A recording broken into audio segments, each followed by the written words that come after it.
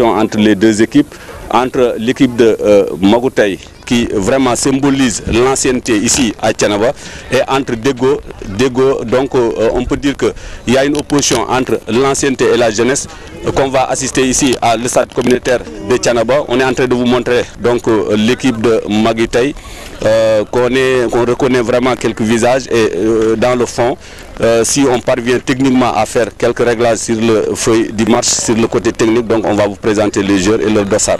Donc il y a un problème, je crois qu'il y aura un problème de maillot, tous vêtus en bleu, bleu clair et bleu foncé avec des rayures noires.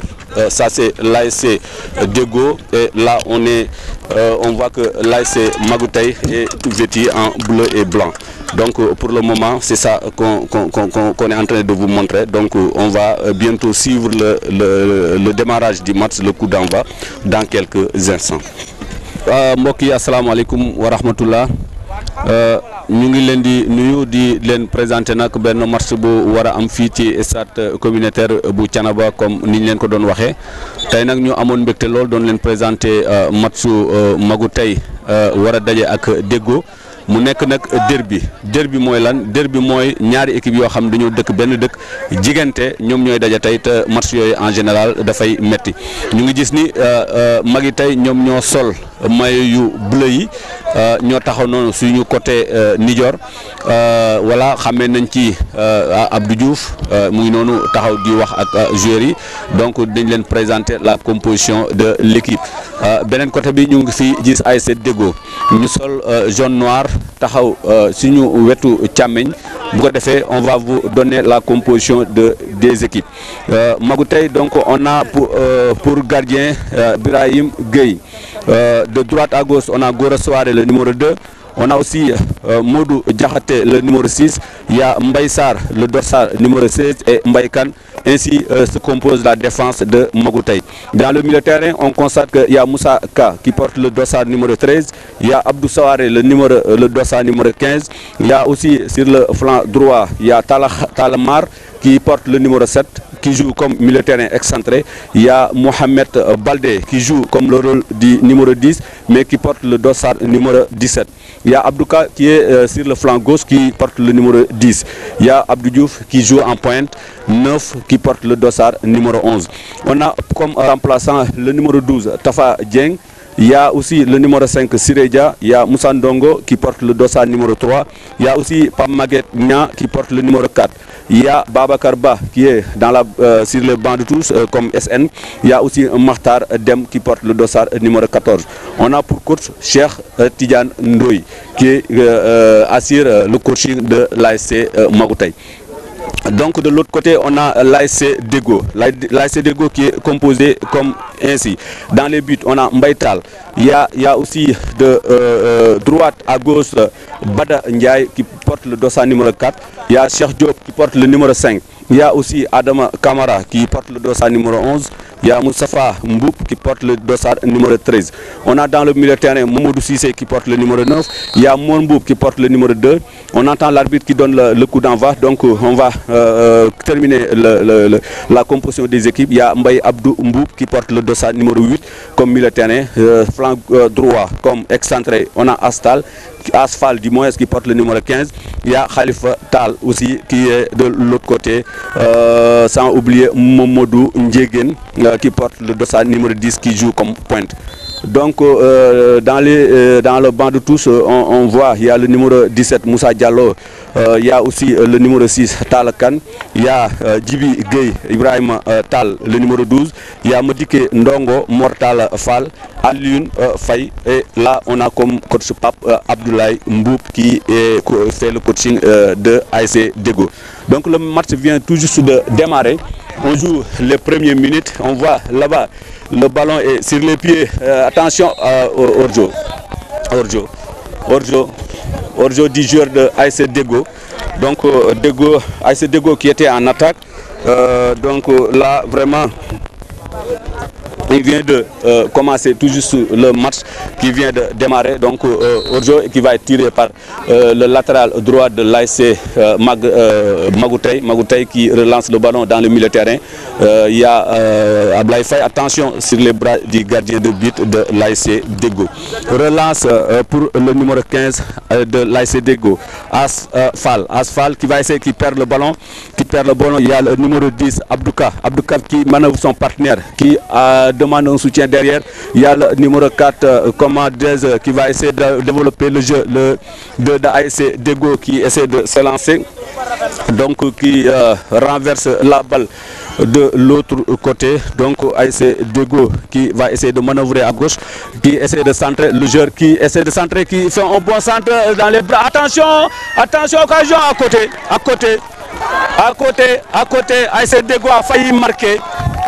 ASC Deggo a failli marquer par manque de vigilance du gardien de Magoutay. Attention, ASC Deggo a failli ouvrir le score dès les premières minutes, mais heureusement pour l'équipe de Magoutay, attention, c'est la défense qui donne. Voilà.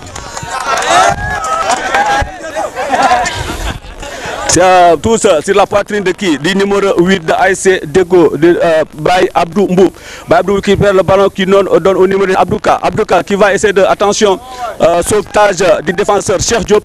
Voilà, Cheikh Diop, attention, c'est pas Cheikh Diop, c'est Adama Kamara qui met en touche. Adama Kamara, l'axe central de ASC Deggo qui met la balle en touche. Tous effectués par le numéro 10 Abdouba. Mauvaise touche de Abdouba. Donc il y a Bada Ndiaye qui fait une longue touche. Attention, coup franc non tiré. Le numéro 8, Baye Abdou Mboup qui relance la balle et c'est un hors-jeu tiré par l'arbitre central. Donc maintenant l'axe central qui va essayer de dégager dans les pieds de qui? Il met la balle en touche. Je crois que c'est Baïsar qui met la balle en touche. Touche effectuée par qui? Touche encore. Baye Abdou qui met la balle en touche. Et non, qui obtient la touche. Baye Abdou qui lance la balle. Qui donne à qui? Qui donne au numéro 10, Mamadou Ndjegen. Mamadou qui perd la balle et qui remet à qui? Bada. Bada qui va essayer de faire un long dégagement. Long dégagement de Bada et tête du numéro 17, Mohamed Baldé qui met la balle en touche. Donc touche mauvaise touche sur le capitaine.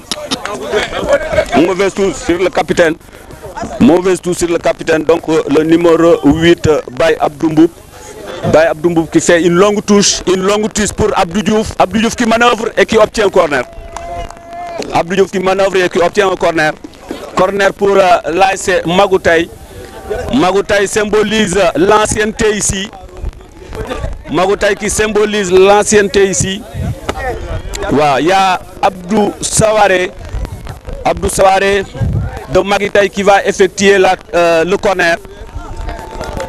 Abdou Sawaré qui effectue le corner. Il y a appel du numéro 2, Goro Souaré. Mais Abdou lui demande de reprendre la balle dans la boîte. Il lance le centre tête de Mboup. Attention, maintenant contre-attaque pour ASC Deggo. Ah non, Magoutay qui relance la balle. Attention, hors-jeu de Abdou Sawaré. Donc les gens, la défense de Deggo essaie d'effectuer le coup franc.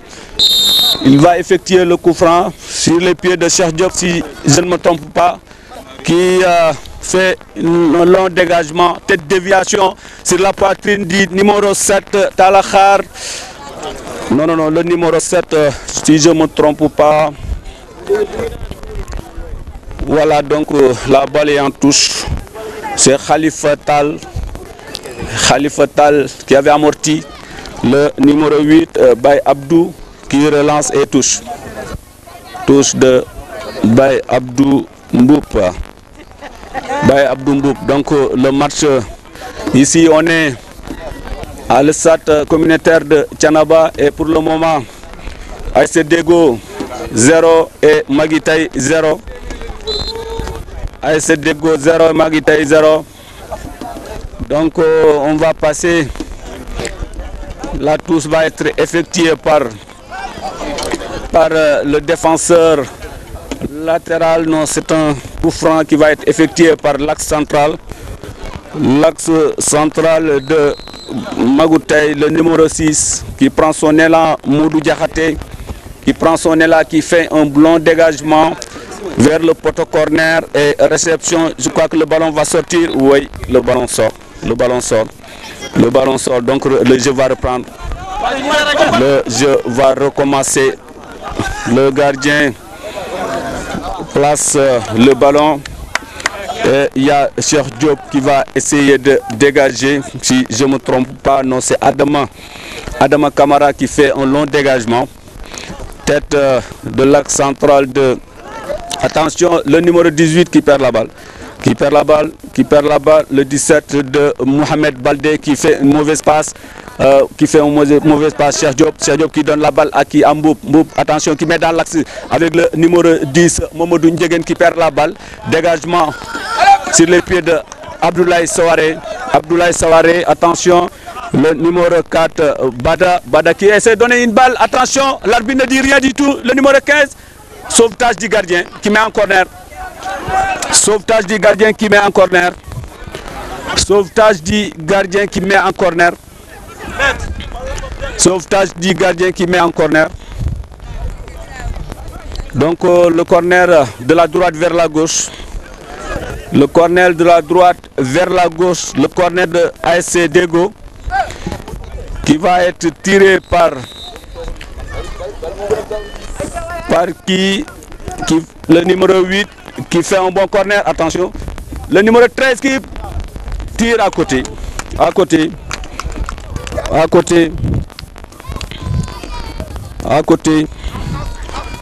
Je crois que c'était Moustapha Mboup, le latéral gauche, qui avait tenté un tir de loin qui est passé à côté. Donc 6 mètres tiré par qui? Le gardien de ASC Magoutey, le numéro 4 Bada qui fait une réception et coup franc sur qui? Coup franc sur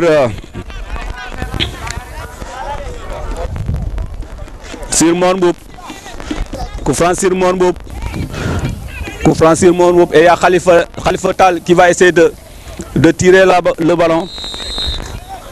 Khalifa qui se lance, qui prend son élan, qui tire, qui met directement sur le gardien. Rebond. Attention!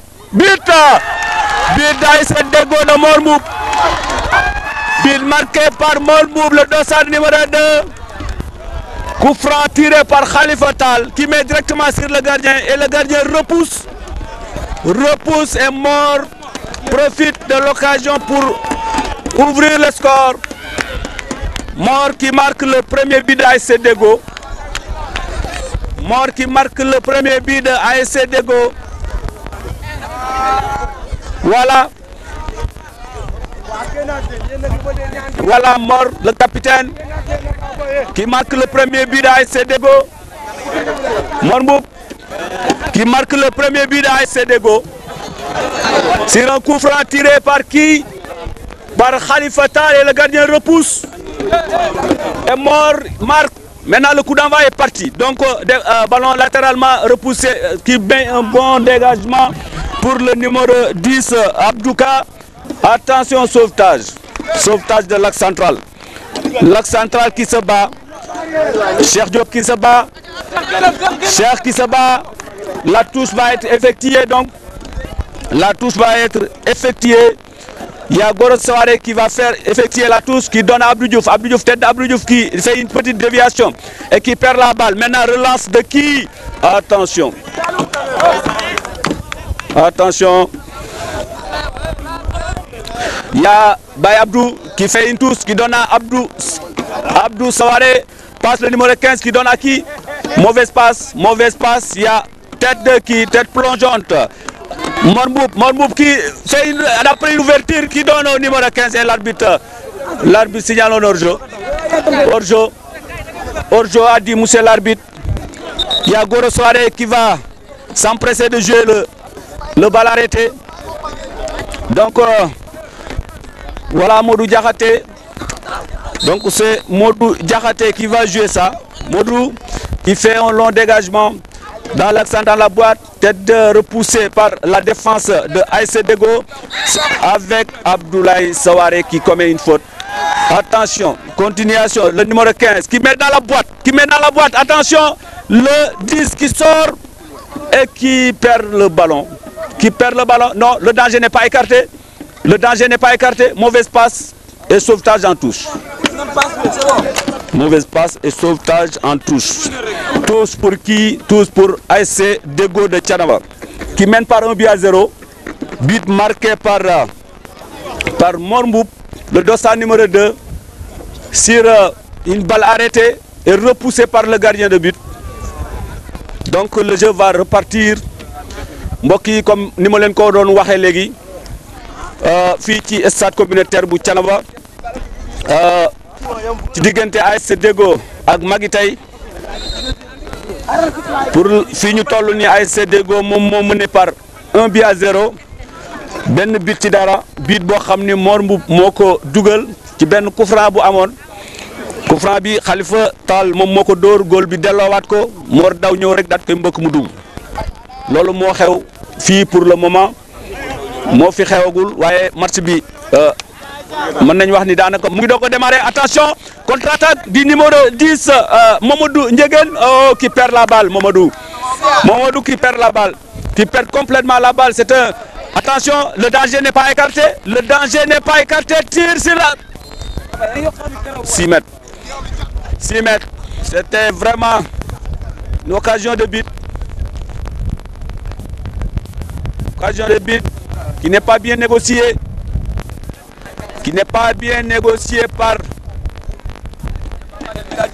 par l'ASC Magoutay. Tête de qui? Mauvaise tête du latéral. Attention, le numéro 4 qui va essayer Bada qui met une centre. Attention, le danger.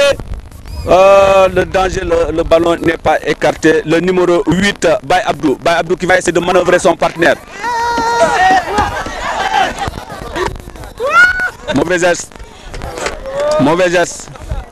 Mauvais geste et coup franc contre qui? Coup franc contre Mamadou Ndiéguène. Donc le coup franc est reparti. Tête du numéro 8, Abdou Sawaré, attention, contre-attaque, le numéro 15, Asfal, As qui va essayer de centrer, As qui manœuvre son partenaire, qui va essayer de dribbler, As qui fait ses petits, As, il faut donner le ballon, il faut lâcher le ballon, on lâche le ballon, le numéro 110, numéro 8, hors-jeu tiré par l'arbitre de touche, hors-jeu de Abdou, hors-jeu de Baye Abdou, tiré par l'arbitre de touche. Donc le défenseur de Magitay, si je ne me trompe pas, c'est Diakhaté, le Cheikh Diop qui va essayer de sauver, qui met en touche. Cheikh Diop qui met en touche, le ballon refuse de sortir. Donc il y a Bada qui va essayer de travailler, qui repousse la balle, qui remet le ballon dans l'aire de jeu. Pied de Abdou Diouf qui donne à son partenaire, le numéro 8, Abdou qui va essayer de... Attention, sauvetage, le gardien, poitrine du numéro 2, Mor qui remet, qui donne à Abdou Sawaré qui parvient pas à recevoir le ballon. Donc le numéro 7, Talakar, Talamar qui remet numéro 13, Moussa. Attention, l'axe central, Modou Diakhaté, contre-attaque, le numéro 8 qui remet, attention, l'ASC Deggo qui va essayer de sauver, qui fait une mauvaise passe, ballon pour le joueur de Magitay, qui remet, qui fait à une 2, coup franc pour Magitay, coup franc pour l'ASC Magitay, Talamar qui donne le ballon à Gora Soare, Gora qui va essayer de faire un bon pour que au moins l'ASC Magitay puisse revenir à le score ou bien égaliser.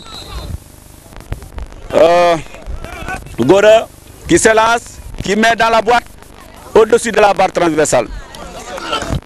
Au-dessus de la barre.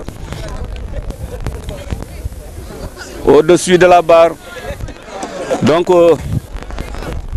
le jeu va repartir. Le jeu va repartir. Le jeu va repartir. Donc le jeu va repartir.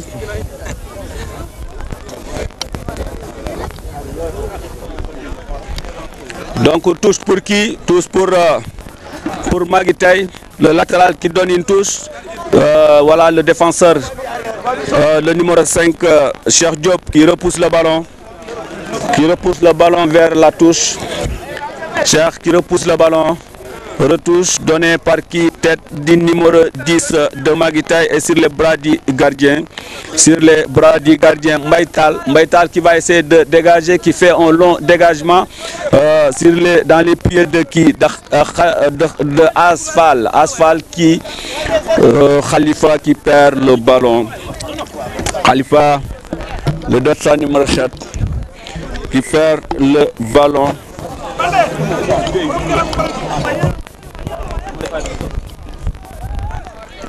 Khalifa qui perd le ballon, donc 6 mètres tiré par le défenseur de Maguitaï, Modou Diakhaté ou Mbaïsar. Mbaïsar qui, attention, touche. Tous procédés par Moustapha Mboub. Tous procédés par Moustapha Mboub. Comme nous l'avons dit, match bi maintenant, ASC Deggo Momo mëneegul par 1-0 fii ci stade communautaire bu Thiénaba. Match bi nag metti na trop ndax derby mooy ñaari équipe yoo xam ni dañoo dëkk. Contre-attaque de ASC Deggo, contre-attaque de ASC Deggo qui va essayer de manœuvrer, qui attention, qui décroche à côté.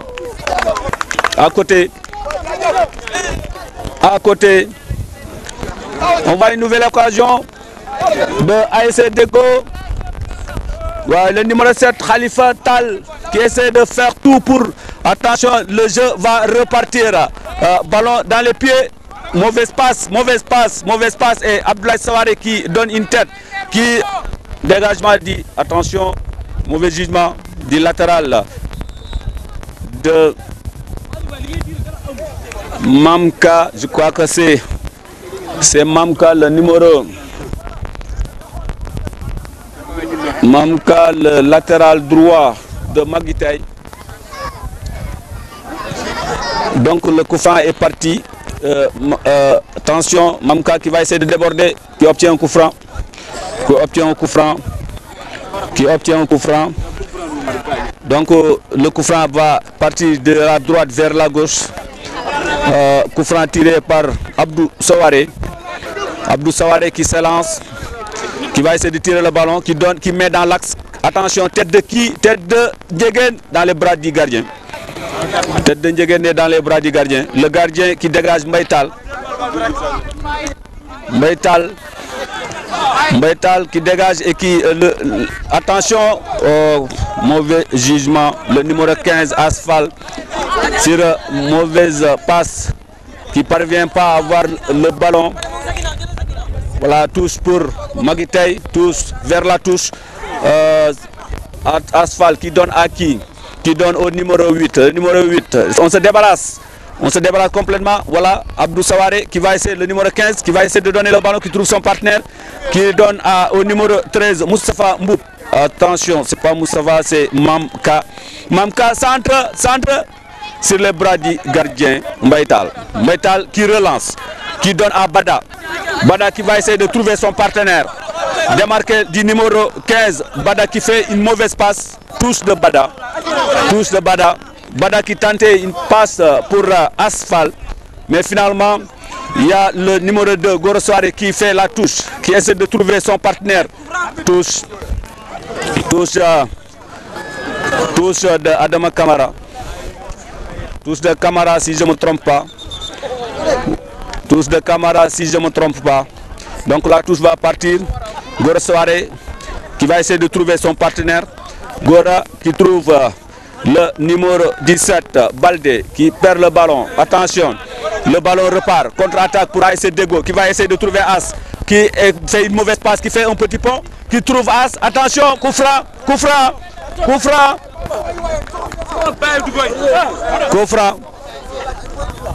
Coup franc, pas pour As, mais contre As, d'après l'arbitre.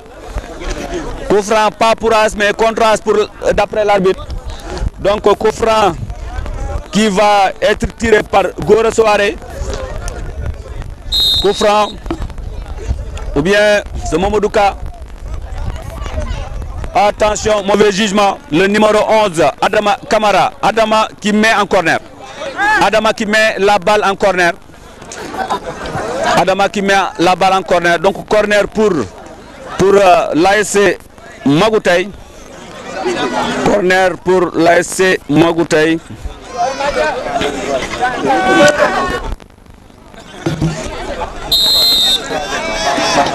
Qui part vers la gauche, corner, tiré, tête de qui de... Voilà, faute. Mormoup, faute sur Mormoup. Faute sur Mormoup. Faute sur Mormoup. Faute sur Mormoup. Arbitre qui avertit Abdou Diouf. Carton jaune. Carton jaune pour Abdou Diouf, le numéro 11 de l'ASC Maguitaye. Donc, coup franc qui va tirer par Cheikh Diop. Cheikh Diop qui se lance, qui prend son élan, qui fait un long dégagement. Tête, bataille aérienne, le numéro 10 de Mamadou Ndjegen qui essaie de donner la balle. Attention, hors-jeu, hors-jeu de Abdouka. Hors-jeu de Abdouba Dimoes. Hors-jeu de Abdouba. Hors-jeu de Abdouba. Hors-jeu signalé par Mouchel Labit sur le joueur, le dossard numéro 10 Abdouba. Donc dégagement de Cheikh Diop ou bien Adama Kamara. Adama qui a dégagé. Latéralement, on essaie de faire le centre.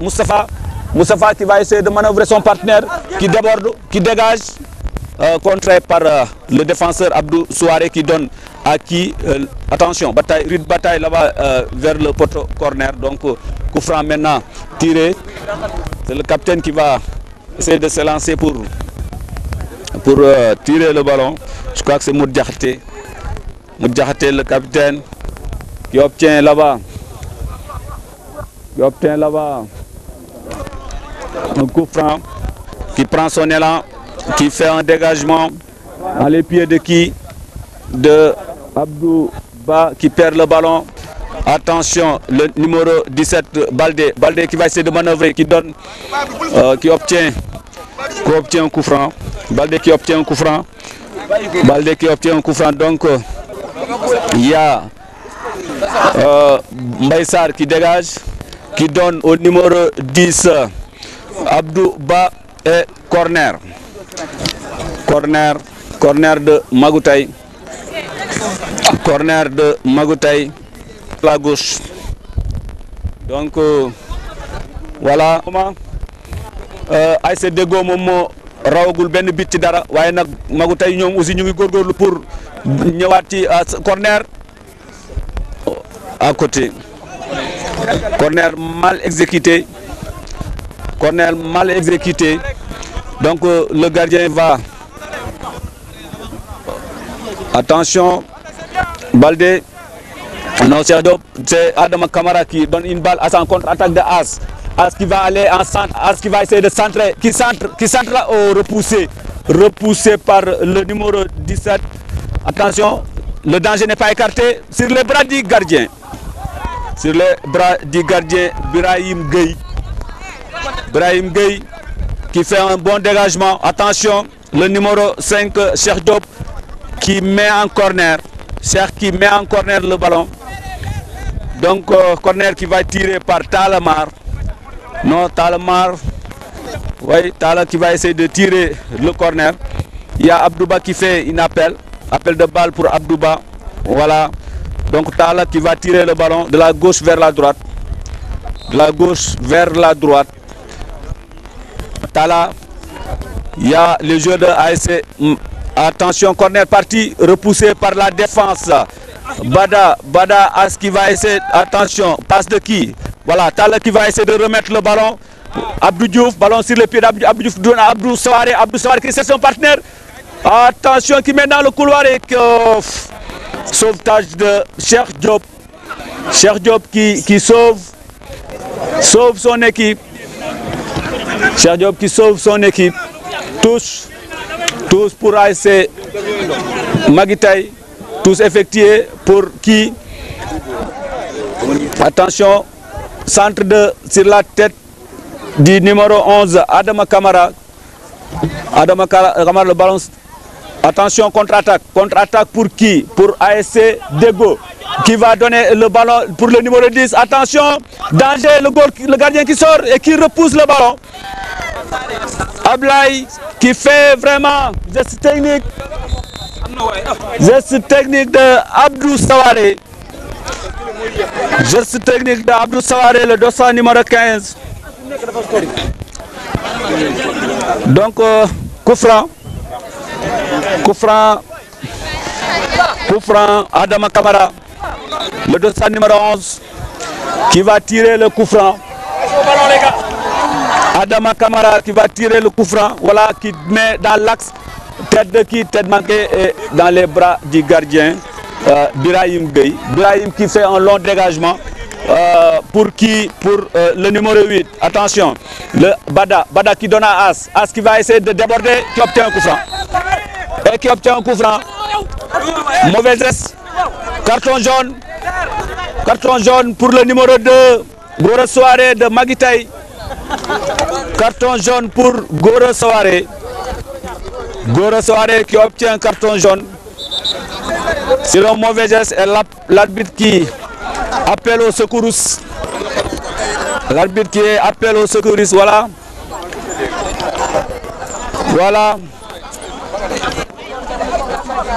Voilà le médecin de ASC Dego. Voilà. Plus de peur que de mal. Donc coup franc qui va partir de la droite vers la gauche. Il y a le... voilà, on voit le numéro 11. Attention qui met à côté, un bon tir d'Adama qui est passé à côté. Un bon tir d'Adama qui est passé à côté. Ma leen di wax ni mbokk yi dama am benn consultant nag donc consultant yow match bi noo ko gisee fi mu nekk nii. waaw match bi de neex na. waa Maguitaï moom xam naa ne dañoo ñëw nii football nii pour la forme rek. xam naa ne moom ay jàmbaar lañ moom ay paa lañ gars yi maa ngi dégg ba leen tooñ naa ay paa lañ mais xam naa jàmbaar lañ. ASC Deggo fi mu toll nii moom am na potentiel pour dugal mais dañ ko mënut a développer daal. waaw mais assistant nag moom day neutre quoi, assistant day neutre bul wane sak far. Donc attention centre sur les bras du gardien de but. Gardien de but donc verbalement match bi yow nan la déroulé techniquement nan nga ko gisee ak yooyu donc ñu jàppalante wala. techniquement ASC Deggo dugal na mais mën nañu ASC Maguitaï tamit moom li ñu développé fi mu toll nii moom baax na parce que boo gisee corner yi yëpp ñoom ñoo ko am.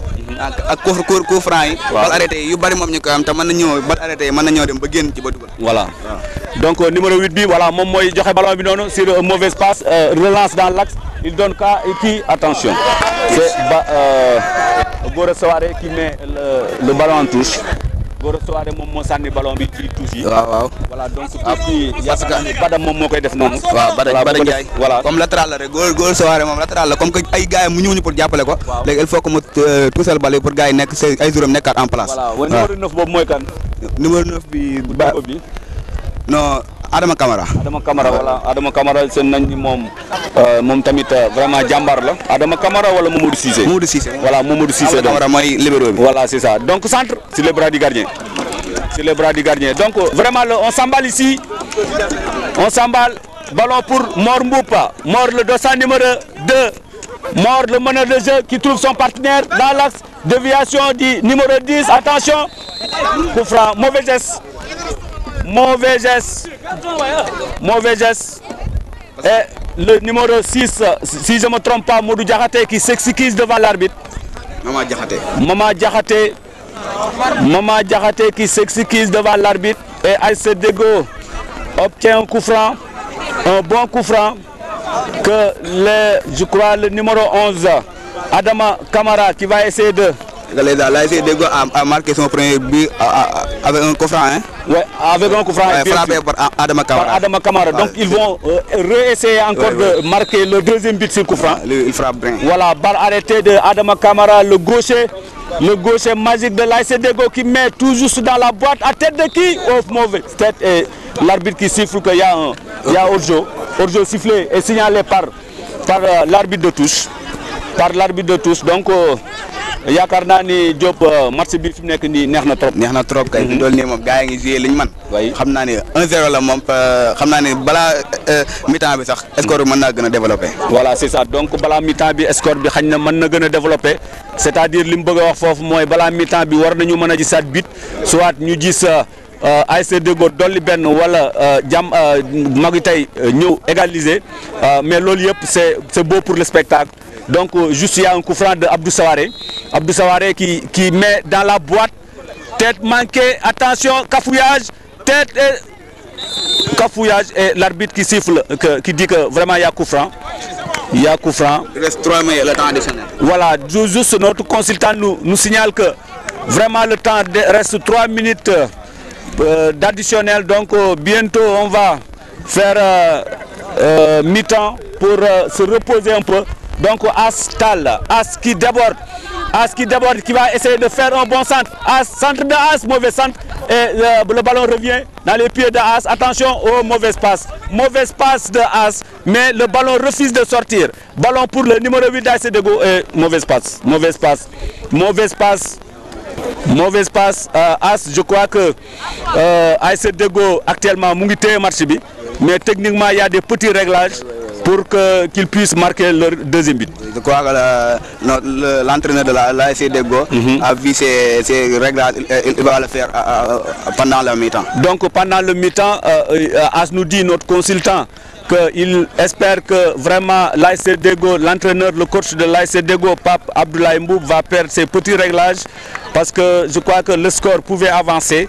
Mais attention, une équipe quand il le mène, il faut le marquer. Il faut le marquer. Ballon pour qui? Pour Abdou Sawaré. Abdou Sawaré qui essaie de manœuvrer et qui est seul complètement, qui est seul entre deux joueurs. Attention, qui obtient...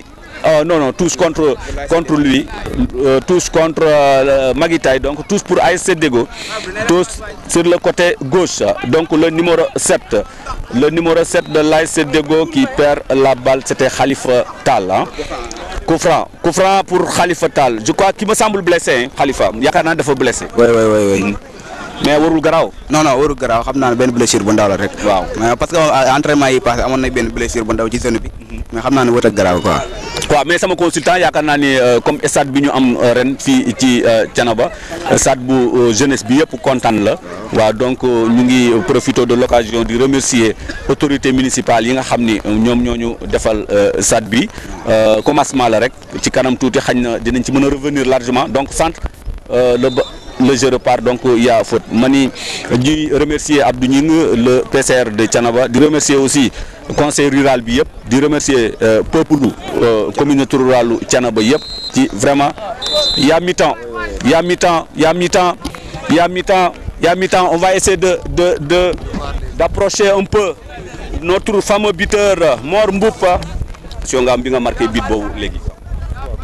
parce que équipe boo xamante ni da nga noppal ndaw compétir di gis sa premier match équipe boo xamante ni nii dafa am ñoo xamante ni ñoo la man foofu il fallait que nga football ak pression ak boy yi may yor ñi doog a monté moo tax football bi peségul quoi mais xam naa deuxième mi-temps bu deuxième souffle li génne xam naa dina changer quoi voilà c'est ça donc que le meilleur gagne hein. Voilà que le meilleur gagne donc loolu impression yooyu la ñu jëloon devant notre fameux buteur Mor Mboup bi nga xam ne moom moo marqué butu ASC Deggo bi ASC Deggo je vous disais tout à l'heure que c'est l'ASC Deggo pour le moment qui mène par 1-0 contre Magitaï. Donc c'est la jeunesse contre vraiment l'ancienneté. Donc pour le moment on est là, on va essayer d'approcher un peu aussi les joueurs de Maguitaï pour avoir leur impression pendant le mi-temps et comment ils vont aborder le deuxième mi-temps. Donc pour le moment, on va aller voir ASC Maguitaï. Voilà. 1-0.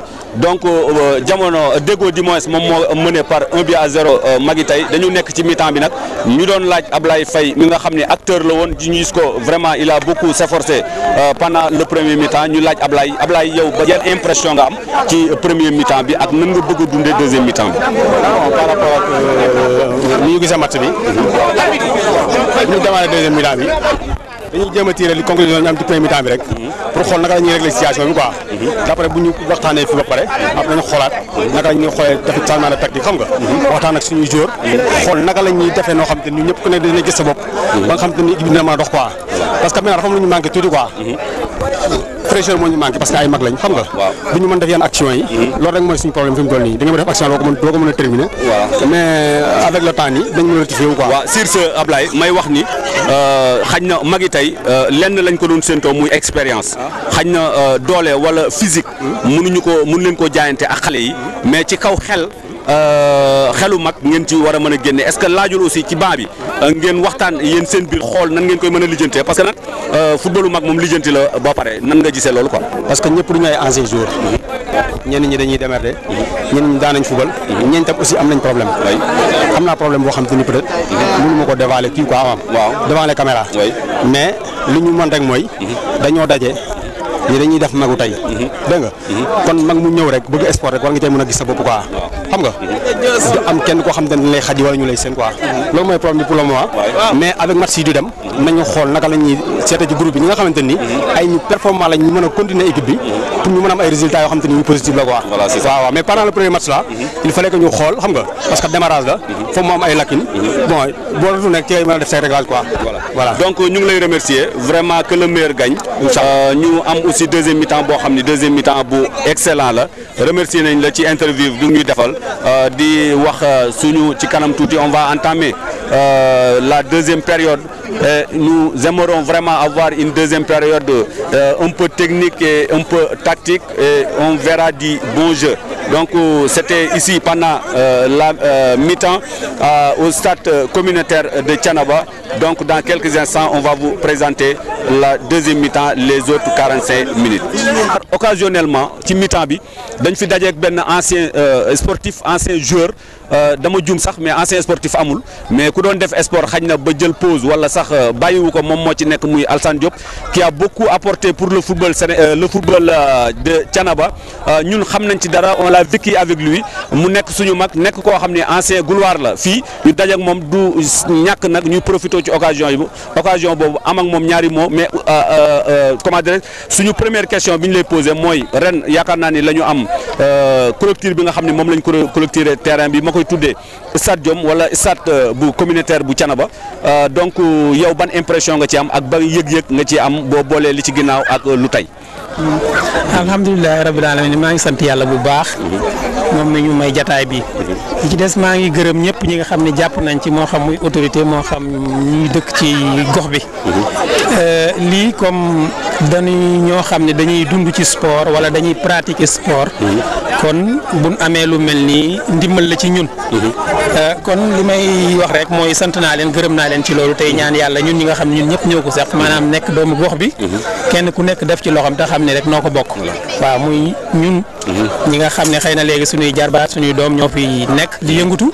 wala ñi nga xam ne ñoo fi yëngatu aussi ñu xam ne yëf yi ñoo ko moom Thiénaba ko moom ñun ñoo ko moom. voilà may wax ni grand dafa am benn question boo xam dafay tourner ci man depuis bi ma ñëwee fii premier jour ba léegi parce que stade boo gis ci Sénégal wala partout dans le monde dafay am tour ma doon xalaat est-ce que loolu xel yaa ngi ci wala dara wala nanga ma nang parce que y a des anciens sportifs yoo xam ne ñu ngi fi woon ak ñun nekk suñuy grand di ñu jàppale ba ñun ñii sax waxuma la xale yi waaye ñu jàppale contribuer ci sport ci Thiénaba stade bi aussi est-ce que jot na ñu lancer benn appel ci ñi nga xam ne ñoom ñoo ko fi def wala ñi nekk dans le monde sportif ñu xalaat aussi ban tour lañ ko war a mën a jox. waaw loolu ñàkkul. waaye mbir mu ci nekk itam dafa am nu muy doxee. ndax fi mu toll am na ñoo xam ne stade bi ci seeni loxo la nekk. maanaam ñooy yore niñ koy saytoo niñ koy doxalee ba nga xam ni munoo buñ la ci boole woon nga ñëw di ci dugg. waaye ñoom bis bu fekkente ne loolu nekk na ci seen xel. buñ nu woo bu keroogee buñ ñëwee lépp luñ ci xalaat rek te yaakaar ne lu gën la dinañ ko wax. waaye du ñun ñooy mën a dem di leen pousse di leen wax loo xam ne xëy na nekkul seen xel wala taxawaguñ ci. waaye loolu war na mun a nekk. voilà ma dégg ci waxu Alassane vraiment sport amul benn localité bu ñu mën a def sport am te xalaatuñ ñi nga xam ne ñoom ñoo fa jiitu woon ëpp expérience nekkoon ci di liggéey mu ñor leen aussi ba léegi yàlla def ñoom ñu nekk fi aussi là c'est un appel boo xam ne maa ngi koy lancé ñi nga xam ne ñoom ñoo yore sport bi léegi ñu jéem a jigéen mag ñi aussi expérience bi ñu am ñu mën leen cee jàppale parce que ñun ñi ñëpp loolu moo tax ñu ñëw tey di si jàpp mais Alassane du ma terminer ak yow te posé wu ma la sama dernière question mooy par rapport ak niveau bi nga xam ni moo fi amoon bi ngay sol maillot di dugg ci terrain bi fi ASC Jàmbaar rek nekkoon ak niveau bi nga xam ne actuellement moom la xale yi am yow nga yaakaar ni ban niveau moom moo gën. waaw bu ma bëggee tëkkalee jamono boobu ak jamono bii. ci suma gis-gis am na wuute. ndax benn bi temps boobu benn équipe la ñu yoroon fii. dëkk yi waroon fii yëpp ku ci amul joueur it doon nga ñëw di ko jàppale mu nekk ci sa xol. muy sa équipe. tax na ñi nga xam ne ñoo doon sol maillot dugg ci biir ñoom dañ ci doon dem ba jeex seen bakkan lañ ci tegoon. fair play lañ daan demee nag. daawuñu dem ci ay histoire daawuñu dem ci leneen. mais dañ doon jàpp ni ñoom. ñàkk dara jaral leen ko woon. kon lu mënul ñàkk rek la doon ci ñoom mais tant que ñu ngi doon mën a taxaw ak lépp loo xam ne bu ñu ko defee rek dinañ indi ndam li ci dëkk bi ak ci gox bi doon nañ ko def. xëy na léegi nag équipe yi bari na. xëy na léeg-léeg sax gis-gis yi dina xaw a wute ci xale yi. ba tax la léegi na nga gis ci ay tension ñoo xam ne ñoo bokk gox bi waruñu woon di jotee yenn jotee ci mbirum sport. match la buñ dajee ci terrain bi xëy na kenn ku ne war nga xëccoo. mais bu paree pare na ndax li ñu bokk moo ëpp li nga xam ne mooy li ñu dajale ci terrain bi. ndax buñ paree dañuy dellu ci kër yi loolu moo gën a yàgg moo ëpp solo. ba tax na ci côté boobu. jom jañ doon demee man nag damaa jàpp ni nekkul ci xale yi fi ñu toll. loolu mooy différence bi waaye xale yi fii nu toll tembe ñoo ëpp moyen pour mën a exprimer un jeu de qualité. ndax am nañ encadrement ñun bañ cey nekk ñoo newoon lépp. noo doon encadreur noo doon organisateur noo doon def lépp. ndax boo fàttalikoo terrain bu njëkk bi ñun ñi ñoo wut lépp. amul kenn kuñ ci indil ñaar dërëm. noo wut suñuy weñ dem fay menuisier mu defaral ñu wut suñuy file bu match amaan nooy xëy tracé terrain bi organiser lépp ba mu ni cocc mu ngoonee ñu dem suñu sol maye football te loolu mënuñu ko def loo xale tey kon nag wute na waaw donc vraiment man kontaan naa trop bi ma dajeeg yow fii jël yenn impression yi parce que bari na xale yoo xam ne sax xamuñu lan nga doon dund ci football bi moo tax man mi ko doon dund sax mën naa wax ci sa fin wu carrière ci laa ñëwee nekk ci ginnaaw mais fekke naa lépp doon naa seetaan footballoon ak yow donc xam naa loolu mais am na aussi beneen impression bu ma amee c'est-à-dire beneen leeral boo xam ni moom laay indi jour bi ma njëkkee ñëw ci stade bi ci terrain bi xalaat bi ma njëkk am mooy que terrain bi dafa ñibbisi waaw dafa ñibbisi parce que si je me rappelle bi ñu gënee nekk xale tout temps fii ci ginnaaw tuuti la terrain bi nekkoon waaw mujj gi ñun fële lañ footballé mais terrain bi ci boppam daanaka fii moom moo nekkoon cosaanam loolu tamit ban yëg-yëg nga ciy am. waaw loolu xëy na terrain bi fa mu tàmbalee woon mën naa ni ñëw na fa. waaye booy seet ba ñuy départ daanaka école rek moo fa amoon mel ni équipe. te boobu équipe yu école la woon. ñu daan dajeeg yeneen dëkk yi fi amoon école yu mel ni ay Bangaaj ay Ngunjaan. te yooyu genre match amicaux la daan doon. mais gannaaw bi ñu commencé dugg dans le côté officiel maanaam ci nawetaan mouvement boobu. ci lañ commencé wut terrain boo xam ne nag doonatul école. foofu lañ déparé woon fii suñu grand yi ñoom Pape Kandia ak ñu demee ni ñoom Abdou Ndongo ak ñoom Ibrahima Diallo. ñoom ñoo gajoon ngeer yi defaroon fii. mais yàgguñu fi. ñu door ñu daggal fële ñun bi ñu ñëwee. parce que ñoom tuuti lañu dem ak ñoom seen i liggéey mayatu leen ñu dem. donc ay benn at ñaari at lañ dugg. ñun ñu assurer relève. bi ñu ñëwee nag lañ dem gis chef de serre temps boobu daa boobu moo fi nekkoon yàlla na ko yàlla yërëm. moo ñu daggal terrain bi fële. ñu wut suñuy matériel bi ci waroon dem yëpp. daal di ko fay def foofu fii nag lenn dong laa fi xaw a réccu xëy na dellu si bi nga wax histoire la fàttali na yow mi nga xam ne loolu fekkoon na la fi mais dafa jege raay bi te football aussi léeg-léeg dafay bari yoo xam ni sécurité da ciy baax te loolu rek laa ciy regretté jege gi mu jege raay bi xëy na xaw ma dugg na ci domaine chemin de fer wala déet mais raay bi stade bi jege ko gën a lu ma voilà c'est ça Alassane yaakaar naa ni dinañ dagg tuuti interview bi te di lay invité dinañ def ak yow benn plateau boo xam ne nii historique gu Thiénaba sport u Thiénaba ci la ñuy wax parce que loolu vraiment lu ñu kontaan la moo tax bi ñu taxawee sax sawaruñu dara ñu tàggoo donc on va essayer de voir la deuxième mi-temps parce que arbitre bi woote na te joueurs yi ñu ngi ci terrain bi jërëjëf ñu ngi lay on voit que y a un changement de départ Il y a Moustapha Dien, le numéro 12, qui va entrer dans le terrain. Moustapha qui va entrer dans le terrain, qui a pris la place, donc coup d'envoi. Moustapha, il faut Moustapha place kan la jël. Voilà, donc Moustapha Dien, je ne sais pas, on va essayer de me prendre des renseignements là-bas. Moustapha a pris la place de qui, donc on va me le donner tout de suite. Moustapha Dien de Maguitay, donc qui a pris la place de le numéro 12, Moustapha qui a pris la place de qui, on va le savoir tout à l'heure. Donc voilà, Talamar, c'est le numéro 7. Talamar qui est sorti et c'est Moustapha Dien qui est rentré. C'est Tafa qui est rentré, le numéro 12, qui a pris la place de Talamar pour Maguitay. Donc le jeu vient de repartir, ballon pour le défenseur latéral de AS Deggo, Bada, qui donne à qui, attention, sortie de but de Asfal. Donc Moukura yaakaar naa ne match bi commencé na. oui. nan nga gisee commencement bi ak match bi nu mu déroulé ba Deggo fi mu nekk dugal benn bit ci dara. oui match bi moom xam naa ne dina neex lool. ndax Deggo fu mu dajeeg Maguitay moom xam naa ne match boobu moom dina war a neex ndax ay mag moom fu ñu dajeeg ay xale rek. mag ñi mën nañoo def xelum mag bëgg ñu leen. waaye xale yi tamit buñ dokkee jàppee seenu ndaw rek. mag ñi mën nañ leen a ndax bëgg ñu leen daal. voilà donc comme ni ko Moukura waxee yaakaar naa ne match la boo xam ne entre mag ak xale la. mu ne mag ñi nee na lañ ci mën a def ba mën cee génn muy dugal seenum xel. xale yi aussi doole la ñuy jaay donc confrontation la boo xam ni dafay daje entre xale ak mag. fi mu nekk nii nag yaakaar naa xale yi ñoom ñoo ko yóbbulagul mag ñi parce que ñoom ñoo mëne corner di numéro 10 de Maguitay Abdou Ba moom moo am corner boobu donc on voit Abdou Sawaré mooy jël ballon bi ñu gën koo xam ci Ablaye donc Ablaye Faye moom moo teg ballon bi noonu war koo mën a dóor donc ñu gis ni joueuru Maguitay yëpp yéeg nañ ci kaw pour xañ na mbëkk ko wala dugal bit bi mën a égaliser donc corner bi dem na Ablaye dóor na ko kan moo mbëkk na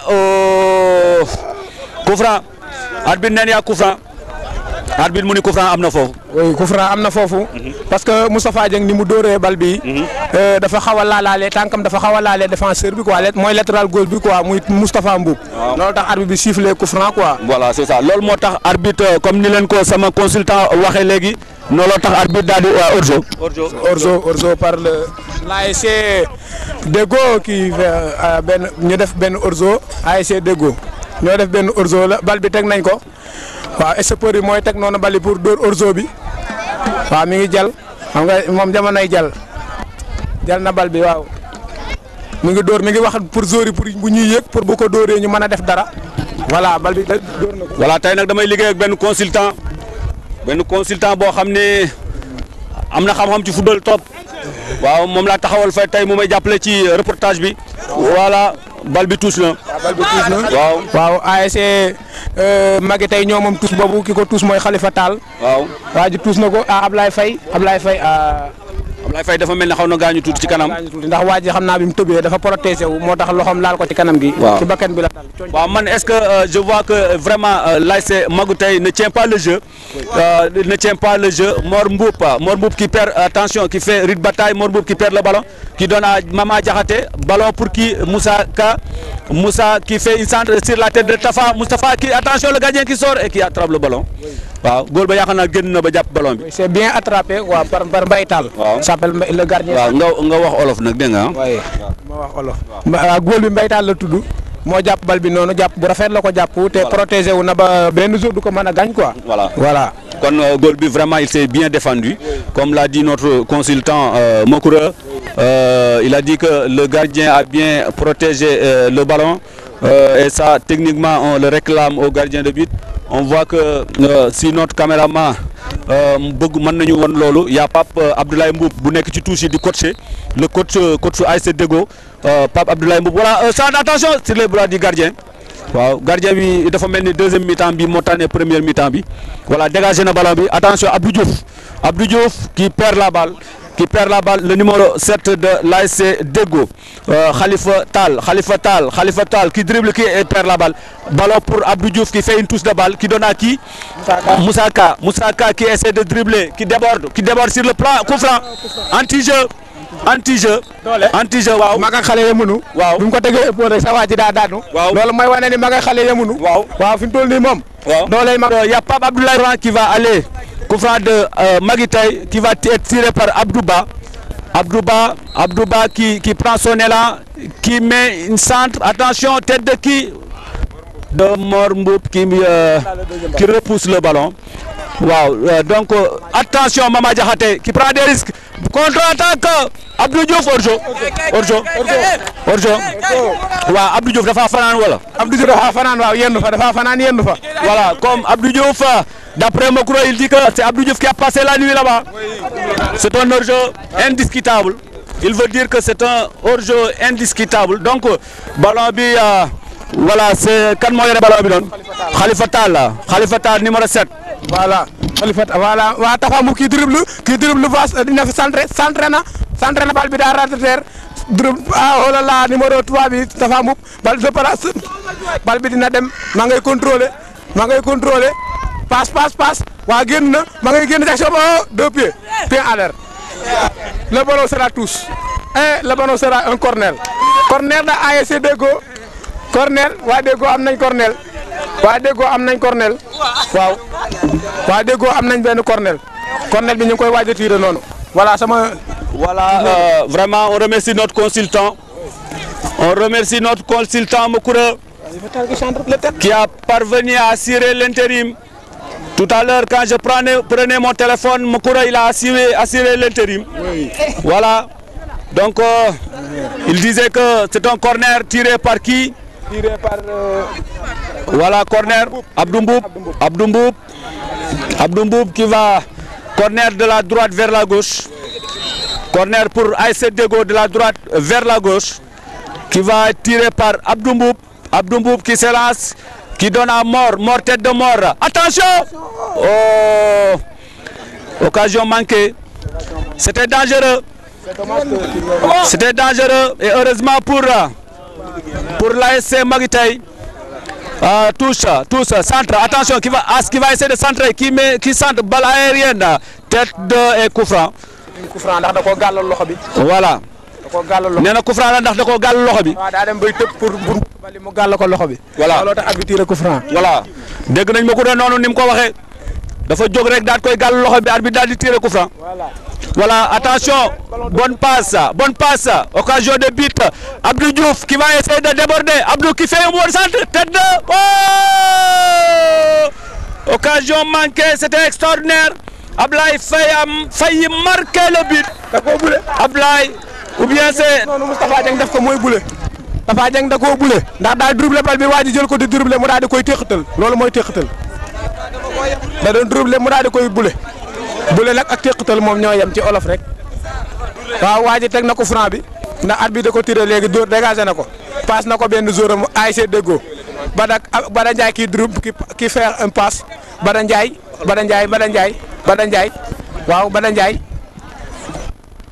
Continue. Donc waaw bal baa nga fan. Ca Mboy ga. Bal baa nga ca Mboy ga. Waaw. Comme ni ko sama consultant waxee mu ko fan la bal bi nekk. Bal baa nga ca Mboy ga de. Voilà bal baa nga ca Mboy ga comme ni ko mu ko waxee. Le jeu ne veut pas tarder à reprendre. Le jeu ne va pas tarder à recommencer. Donc je vous rappelle que c'est l'ASC Deggo qui mène par 1-0 pour le moment. But marqué à la première mi-temps. But marqué par Mor Mboup sur coup franc du numéro 11 Adama Kamara. Et le gardien a repoussé le ballon. Donc il y a un changement qui se prépare. Kon ñu ngi bëgg a génne kenn dugal. Voilà. Am na ku ñuy bëgg a. waaw am na ku ñuy bëgg a génne am na ku ñuy bëgg a dugal. ndax ma nga nee di defar ay daal. Voilà gis nañ on a vu que c'est Moussa Ndongo qui va rentrer. À la place de Abdou Diouf. waaw Abdou Diouf. Il y a aussi Moussa Ndongo numéro 3 moom mooy dugg jël place su Abdou Diouf. waaw am nañ aussi Matar Dem muy jël place su Abdou Sawaré di Ablaye Faye yaa Matar Dem le numéro 14. Ablaye Faye daana coché ASC Sirat Moussa Ndongo ak Adama Kanté ñoom ñaar ñoo dugg.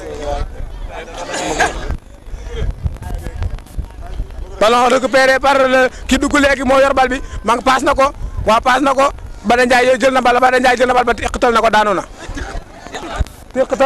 na arbitre bi tiré na ko franc waa déggoo am nañ ko franc ñi ngi koy teg di ko dóor dóor na ko passé na ko Bada Ndiaye dina centré wala du centré centré na waaw direct sur les bras des gardiens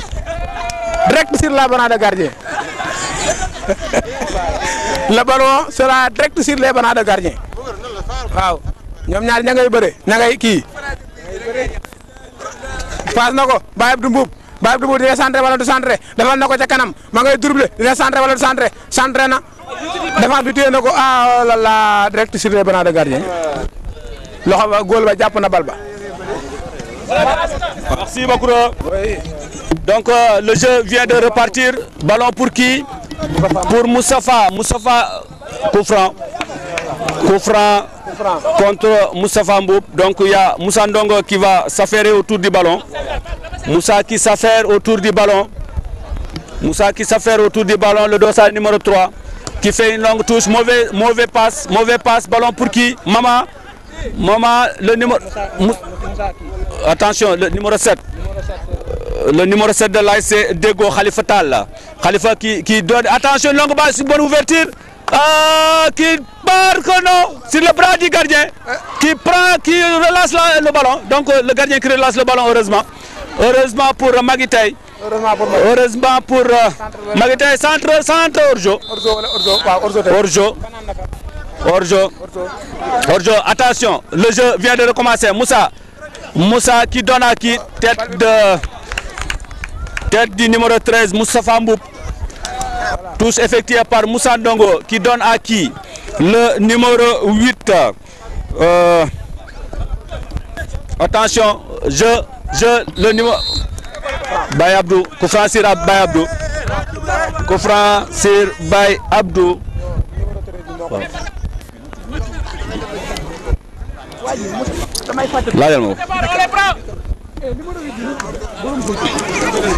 Voilà. Adama Kamara qui s'élance et qui va essayer de faire un bon centre. Adama qui met tout juste dans l'axe. Voilà, ballon pour Moussa qui dévie, qui donne à Moustapha Dien. Moustapha, le numéro 12, qui remet dans l'axe. Attention, mauvais dégagement. Ballon pour sur les bras du gardien. Un bon tir déclenché sur les bras du gardien de but. Contre-attaque très bien négocié tout à l'heure. Donc le ballon repart. Moustapha qui fait une touche de balle. Qui remet dans l'axe. Attention, le jeu vraiment commence à s'emballer. Yaakaar naa ne Mukura. Magitay ñoom ñu ngi góorgóorlu. ñu ngi góorgóorlu nag pour égaliser. waaw ndax fi mu toll nii moom. dañ ne bu dara méttee rek ñaar ko séq. fi mu toll nii moom ñoom ñaar ñu ngi góorgóorlu ndax ku nekk bëgg naa yóbbu ndam li fa nga jóge moo tax fi mu toll nii buñ góorgóorloo rek. daanaka football bi dina neex lool dina neex a seetaan. te ndax ñi ci biti bu ëllëgee dinañ am envie indaale xaalis pour dugg. ndax yaa un tribune là-bas. ak am na ci ginnaaw tamit ci ñoo xamante ni ñu ngi yëg te bu football yi neexee rek daanaka duñ bëgg a toogati ci garab yi dañuy dagg bi dugg directement ci biir. waaw donc comme l'a dit notre consultant wolof. Le spectacle est vraiment assuré.